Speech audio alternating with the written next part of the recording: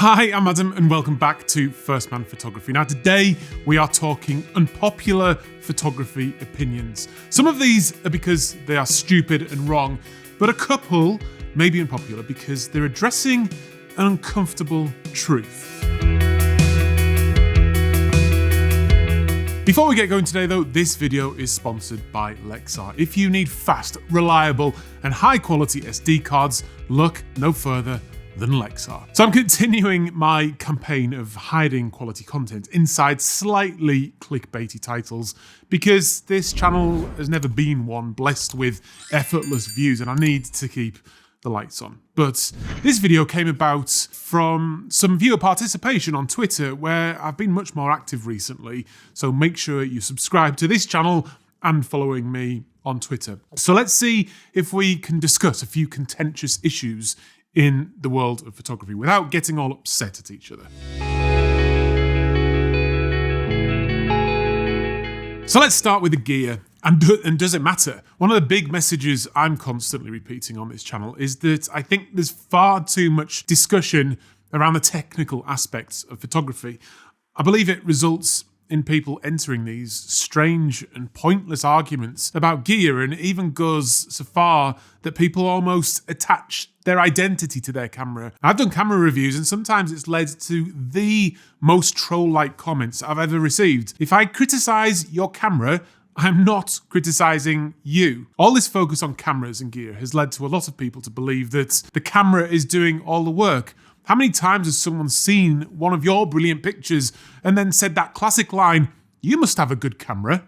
Imagine saying to a painter who's just created a masterpiece, "You must have a good brush." I'm sure they've got one of the best brushes in the business, but it didn't make the picture. I think this is why people say the gear doesn't matter, because it's the photographer that makes the picture, not the camera. Personally, I just view my camera as a tool. I can't tell you how much I love this thing. I feel connected to it. I've made all this work with it, and it almost feels like an extension of me. I also just generally enjoy talking about the tools of our trade, but it's silly to suggest the tools don't matter, because they do. For example, having a camera that's sturdy, reliable, and weather sealed is absolutely essential for me. For certain projects, like that one, I also need the best image quality I can get.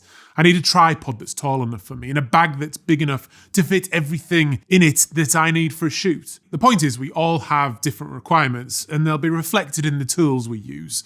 But they are just tools and they are not all the same. It's crazy to suggest we can make big prints with an iPhone that match that from a 100 megapixel Fuji camera, because they don't.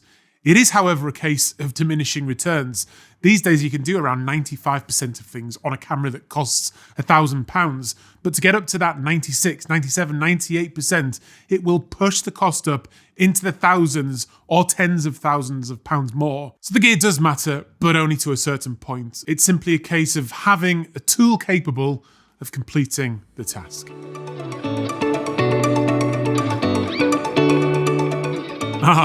The good old photography rules, the rules of composition. The fact that these so-called rules exist in photography is problematic for some people, and to me that's totally understandable, especially after the last few years where the rules we've been expected to follow have been increasing and changing like the wind blows. But some people will say, yes, but the rules are made to be broken. As an ex-cop, I had to understand and operate within the law. Now, it's a complex job where you are making life and death decisions on a daily basis. And sometimes there were occasions when cutting a corner was the right thing to do through the use of discretion. But you had to know and understand exactly what the corner was that you were cutting to avoid the mistakes. And I think the same applies with the photography rules. Compositional ideas like the rule of thirds, the golden ratio, the golden spiral, and the golden triangle, they just work. They've been used for thousands of years and existed way before photography. Putting the work in to learn about the artistic elements like shape, form, lines, and value will give us a full toolbox of knowledge to go out there and create beautiful images. And then when you decide to break these rules, it will be for a good reason, without ignorance, and result in a carefully crafted photograph. I think the same also applies to the camera settings. Some will say you have to use manual mode, Now, clearly you don't. I don't really care what mode you use.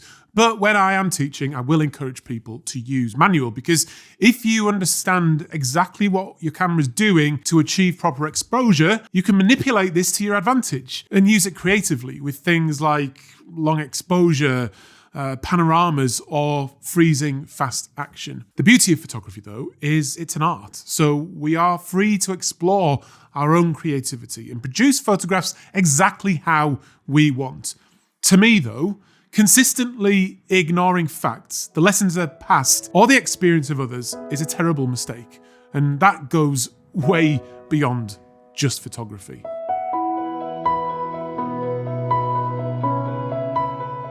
One of the contributions on Twitter to this subject was from James Ewer, who finds it annoying when people say that you shouldn't shoot the Honeypot locations, while paradoxically saying if you want to improve, then you have to buy a plane ticket to a stunning location.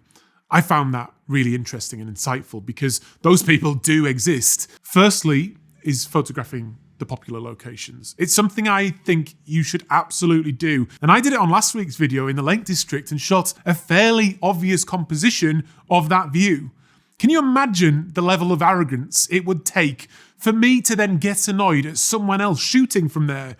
It's simply unbelievable. I think people say it because it's often mixed with this pretentious attitude that if everything you do is not unique or original, then it's without merit or meaning. Again, that's a special level of arrogance. It's a similar thing in music or movies. There's absolutely nothing wrong with a catchy pop song or a massive action movie. Whilst they're unlikely to change the world, they can bring a lot of joy and entertainment, just like images of the buckle. The thing about popular locations too is there's often a lot more going on than just the famous compositions.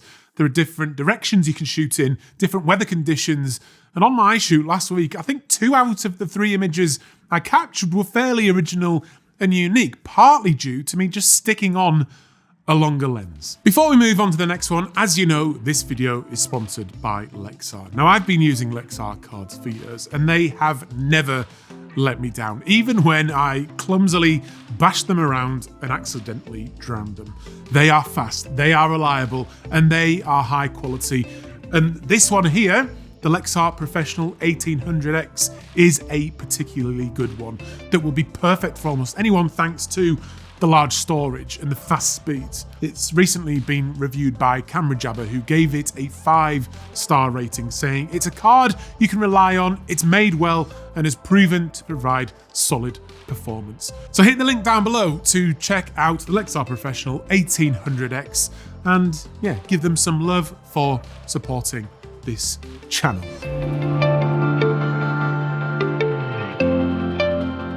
If you've been doing photography for any amount of time, I am sure you will have already waded in on this debate about editing being cheating. And there's absolutely no way I'm going to sit here and be a gatekeeper and tell you what you can and can't do in Photoshop. I'll share what I do with my photos, but first let's clear up a couple of things with some facts. If you are doing digital photography, unless you're publishing your RAW files, then you are doing editing. I often see people claiming editing is cheating, or they don't do editing because they're using a Fujifilm X-T3. No, it's happening in your camera. Your Velvia film simulation is no different to adding an Instagram filter in post. Editing is not cheating though. It's always been part of the photography process.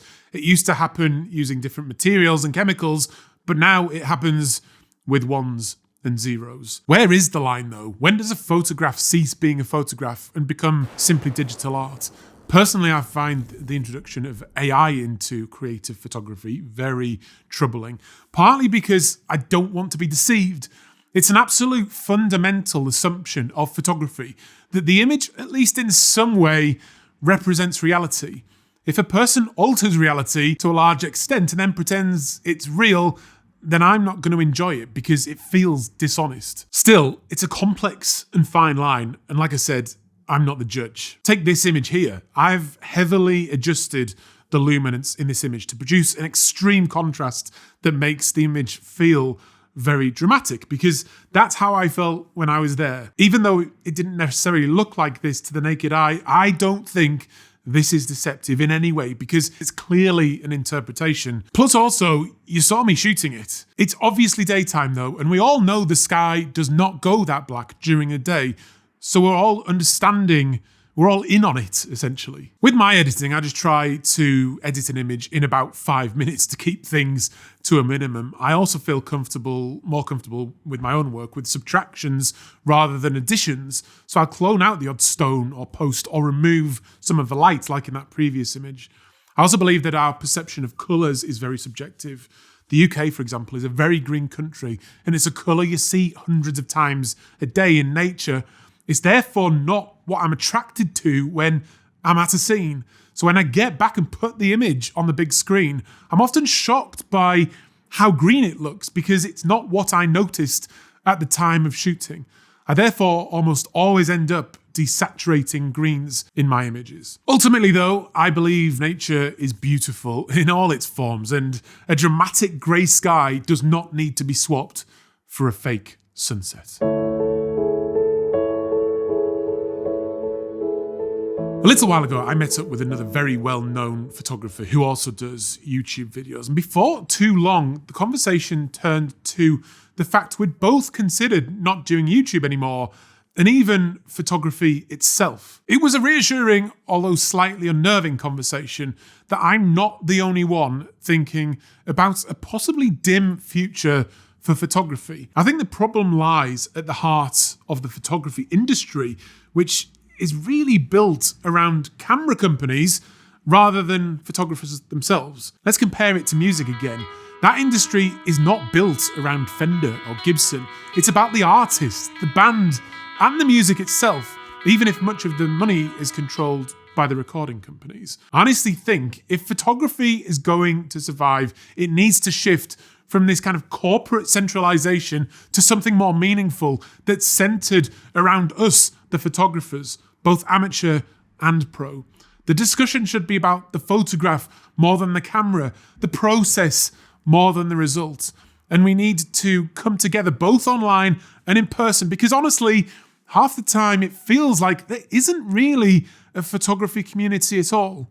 Well, except in the comments below. You guys rock, and I'd be very interested to know your thoughts. Maybe though no one's actually that interested in photography anymore. Maybe it's trending towards becoming a more and more niche pastime as almost everyone now mindlessly takes snapshots with their phones. It's actually that way, isn't it? But let's take the pragmatic view. Let's just enjoy photography for what it is now. It's the creative process. It's the act of doing something. It's entertaining. It's good for our physical and mental well-being. For some of us, it's a job, and for some of us, it's an escape. And just like life itself, not everything that's beautiful has to last forever. So I hope you enjoyed that. Please do give the video a like. If you haven't checked out my book yet, which chronicles my career in the police and how that turned into becoming a full-time photographer, it's full of, hopefully, what you think are beautiful pictures as well. So yeah, go to the link down below and check that out as well. And I will see you on